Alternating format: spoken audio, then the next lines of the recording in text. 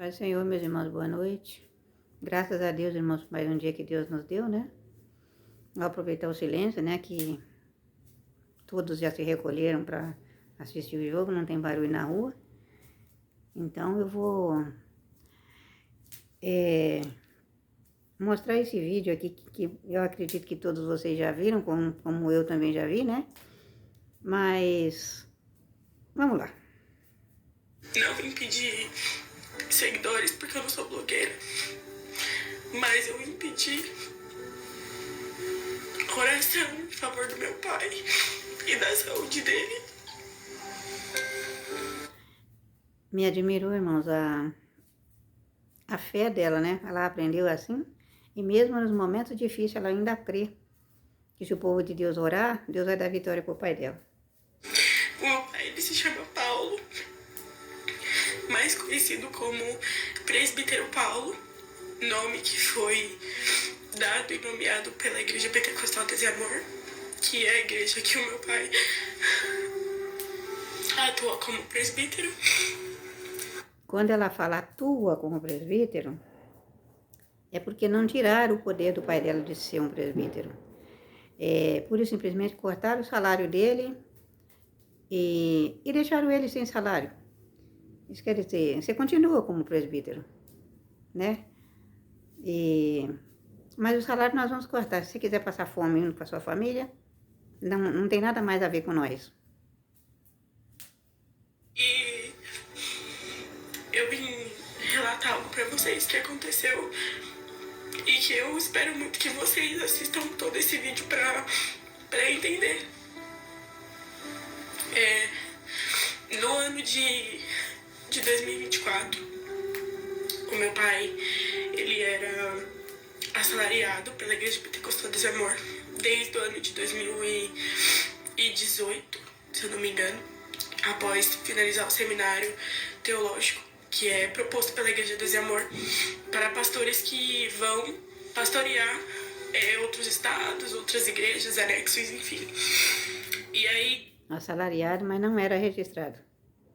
Porque há anos atrás, a empresa registrava os funcionários.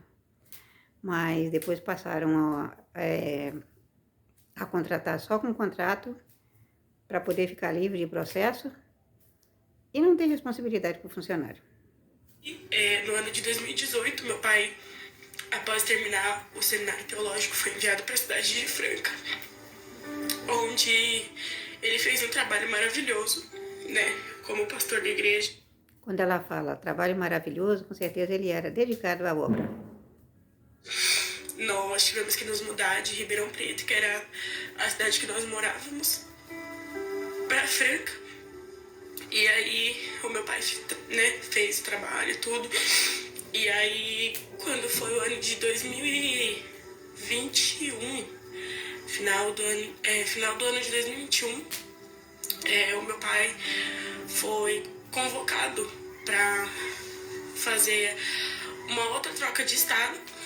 E aí nós fomos para a cidade de Governador Valadares, né, que é interior de Minas Gerais.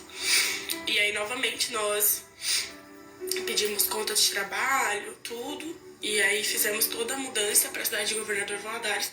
Pediram uma conta daqui de Franca, pediram a conta do trabalho, né? Que provavelmente ela e a mãe, alguém da família trabalhava para poder acompanhar o pai, que era um pastor, até Governador Valadares. Onde nós ficamos mais 2 anos e alguns meses, não me recordo muito bem. E nós ficamos lá em 2021, 22, 23 e início de 2024. Até que, por motivos pessoais, né, a gente solicitou para a diretoria da igreja uma transferência de volta para o estado de São Paulo, porque a gente morava muito longe daqui, né? E a nossa família, ela é toda de Ribeirão Preto, e naquele tempo a minha avó, ela tava com câncer. E aí a gente veio e aí a gente solicitou pra vir pra São Paulo pra poder estar mais perto da família e tudo mais. E aí, por conta de algumas divergências que tiveram, no dia que nisso nós já tínhamos pedido conta do serviço de novo, né? Porque a Igreja do Amor, ela não registra nenhum pastor, né? Lá é só contrato. E aí eu lembro que nós pedimos conta do serviço, porque esse pedido que nós fizemos para São Paulo foi respondido. E até então nós iríamos voltar para o interior de São Paulo. O pedido que eles fizeram para voltar para São Paulo foi aceito pela sede, pela diretoria. Então, provavelmente está ok, vocês podem voltar e tal, está liberado para voltar. Aí elas vão e pedem a conta de novo do trabalho que elas trabalhavam no Governador Valadares, né? Já estavam desempregadas. Meu pai ia assumir a igreja de Serrana, que fica ali 20 minutos de Ribeirão Preto, uma sede menor, porém nós iríamos estar mais perto da família. E aí, eu não sei, eu não me lembro, mas aconteceu alguns problemas. E aí, por motivos maiores, não sei, da igreja, do diretor, da diretoria, não sei, eles resolveram fazer o desligamento do meu pai da igreja. E nisso, desde então, o meu pai é diabético. Ele tem alguns problemas de saúde. A diabetes dele é tipo 2. E quando eles simplesmente ligaram, ainda meio que despediram meu pai por telefone. Eles ligaram pra gente. A gente já tava com o caminhão carregado da mudança pra vir pro interior de São Paulo. E aí... Já estava com as coisas no caminhão de mudança para viajar para São Paulo. Já desempregada, ela e a mãe, talvez mais alguém da família. E agora recebe o telefonema que o pai estava desligado da empresa. Não tinha mais salário, porque ele não era registrado, menos favorecimento ele tinha, né? Então, nós não precisamos mais do seu trabalho. E aceitaram pura e simplesmente o pedido dele de voltar para São Paulo, por aceitar. Isso quer dizer, a gente aceita, quando ele estiver vindo para cá, a gente despede ele. Aí eles se viram para lá, a esposa já pediu a conta mesmo, a filha também já está desempregada, e a gente corta o salário dele e pronto, eles se viram sozinhos. De última hora eles falaram que meu pai não ia mais poder assumir essa igreja, que a partir daquele dia meu pai estava desligado. E aí viemos nós para São Paulo, porque a minha irmã mais velha era a única que estava... Irmãos, meu Deus do céu, nem o homem ímpio, por mais ímpio que seja, por mais covarde e perverso que seja, eu acho que não tem coragem de fazer isso com outro ser humano. Eu acho que não. Eu fico pensando como que Deus olha e vê isso aqui na Terra. De uma diretoria, de uma empresa que tem o nome de igreja, fazer isso com um funcionário que é pai de família, uma pessoa que é pai de família, uma pessoa que come, bebe e tem que sobreviver. É difícil de acreditar. Mas vamos lá ver o resto, né? Que estava trabalhando, como eu mencionei, a gente tinha pedido conta de trabalho, tudo, saímos sem direito a nada, né? Quem conhece o regime CLT sabe disso. E nós viemos para São Paulo, porque a minha irmã mais velha era a única que tinha renda aqui. E aí, graças a Deus, desde quando a gente veio para cá, mesmo que a igreja, né? E não forneceram mais nenhum tipo de apoio para nós, muito menos para o meu pai. Nós continuamos a nossa vida. Não foi fácil. Passamos muito aperto, muitos irmãos. Eu só tenho a agradecer por muitos irmãos que ajudaram a gente. Porque meu pai com esposa, 4 filhos, eu ainda era menor de idade. Muitos irmãos que ajudaram, provavelmente os pobres, porque os ricos eu tenho certeza que não foi. Minha irmã mais nova de idade, é menor de idade ainda. E nós não tínhamos a que recorrer.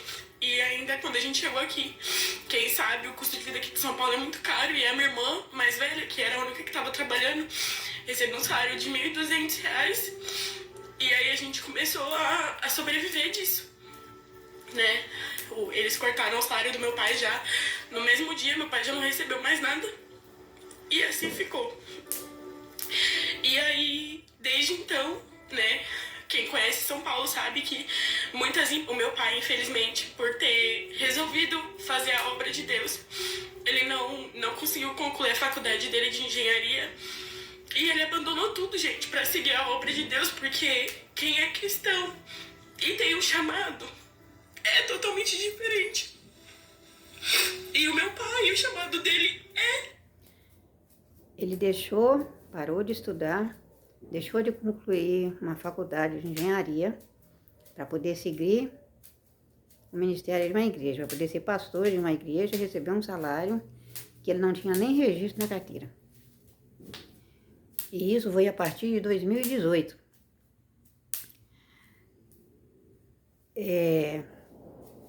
Não estou aqui, irmãos, tentando falar mal dele, dizendo que ele sozinho errou, que tem culpa. Não. Mas, gente, lá antes de 2002, um obreiro perdeu a vida na porta de uma rádio. Trabalhava para a obra. E a esposa dele perdeu também o sustento. Foi cortado o sustento dela e ela tinha filhos e adolescentes. Criança e adolescente. E lembra do pastor Daniel, lá de Valadares, governador Valadares também, que também ficou numa cadeira de roda, porque estava indo fazer a obra em Belo Horizonte, de governador Valadares para Belo Horizonte, e sofreu um acidente. Ele também era assalariado, só não era registrado. Só porque ele ficou doente, está na cadeira de roda, ele também não tem mais apoio. Ele também foi abandonado. Existiu também, eu não me lembro quantos anos tem, mas eu acho que foi lá nessa época de 2000, antes de 2000 e pouquinho, não estou lembrada direito. Também teve um outro obreiro, que ele também era cantor, e também praticamente morreu abandonado em Ribeirão Preto. Eu ouvi alguém falar, irmãos da região, vai aí ajudar o irmão fulano que está abandonado. Era como se os irmãos da região fossem obrigados, por amor a Cristo, sim, eram obrigados. Mas não era obrigado pelo ministério de ir lá ajudar o irmão que estava lá abandonado. E ele era obreiro da sede. E a sede tirou o corpo fora e jogou a responsabilidade nos irmãos nos irmãos aleatórios lá da região, que às vezes nem sabia que esse obreiro estava lá abandonado. Se alguém ajudou ele, eu não sei, mas que ele morreu, morreu.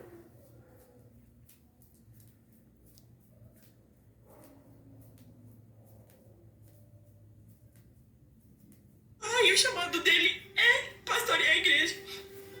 Quem conhece, a gente conhece muita gente. A minha família no interior de São Paulo é muito conhecida. E olha a ingenuidade dela ainda. Mesmo depois de tudo que aconteceu com o pai dela, aconteceu com ela também, né? Se esses mesmos chegarem nela e falar para ela, irmão, você tem um chamado. O seu chamado é de pastorear ovelhas, o seu chamado é de ser uma pastora. Você tem um chamado, né? Eu vou entregar um campo, uma cidade, uma região para você tomar conta, ela vai. Porque isso é por amor a Cristo. Mas será que vale a pena nós entregar nossa vida na mão de alguém? Entregar nossa vida financeira, nossa vida física, nossa vida pessoal, nossa família, de mão beijada na mão de alguém, o nosso destino na mão de alguém por causa da obra de Deus? Será que Jesus ele quer isso de nós? Irmãos, assim, lá há muitos anos atrás, quando eu aceitei Jesus, eu achava que sim. Mas com o passar dos tempos, eu fui vendo que não, porque eu vi muita gente sofrer, muita gente se perder no meio do caminho por não ter ajuda. Já vi pessoas ser expulso do aluguel, ser despejado de casa de aluguel porque perdeu o sustento, perdeu o salário, perdeu o sustento, porque foi disciplinado, o sustento também é cortado. Ah, o obreiro tal, ele foi disciplinado, ele cometeu tal erro, então ele foi disciplinado, ele está no banco, ele está de prova, ele não pode pregar, ele não pode exercer nada na igreja. Mas tem que cortar o sustento dele também, que é para punir ele mais ainda. Enquanto ele está com o sustento cortado, a família vai passar fome. E muitos não se detêm horror de fome, a família, porque tinha família. Familiares, irmãos, avós, familiares que ajudou. E tem muita gente que fala assim, tem até uns comentários aqui no canal, nesse canal aqui que eu vi esse vídeo aqui, vai cuidar da tua vida, porque fulano não sei o quê. E aí um começa a defender o fulano, o outro começa a jogar o fulano, e tem crente besta, irmãos, assim ainda, do mesmo jeito de muitos que se jogou de cabeça. É porque é a obra de Deus. Sim, é a obra de Deus, mas e quem está na frente da obra de Deus? Para mandar o obreiro, para destinar o obreiro à obra de Deus, tem responsabilidade? Nunca tiveram com ninguém. Vocês me desculpem, irmão, mas estão tendo responsabilidade com aqueles que é a favor. Hoje, com aqueles que é a favor deles. Mas aqueles que não é a favor deles, a responsabilidade não existe. Aliás, nem nunca existiu, né? E assim, se alguém chamar essa moça, se algum deles chamar essa moça para pastorear, a dizer que ela tem um chamado, mesmo nessas condições, é perigoso dela ir, porque ela está confiando aqui no chamado. Eu não vou ficar aqui explicando o que é o chamado de Deus. Tem pessoas melhores aqui na plataforma para explicar isso. E senão o meu vídeo também vai ficar muito longo. Mas o chamado de Deus não é para isso. Mas eu já ouvi até a pregação. Quem tem chamado passa fome, quem tem chamado dorme no chão, quem tem chamado passa sede, quem tem chamado anda com roupa velha, quem tem chamado chora na igreja e dorme com fome à noite, porque o chamado de Deus tem que ser executado na sua vida. O homem de Deus tem que, né? Já vi testemunho de pessoas que passou fome, passou frio, tomou tapa na cara por causa da obra de Deus. Mas não é por causa da obra de Deus. É por causa da ganância de quem está lá na frente e por causa da falta de sabedoria, ou aliás, por causa da falta de amor de quem está na frente do trabalho. Amém, meus irmãos? Fica com Deus. Boa noite.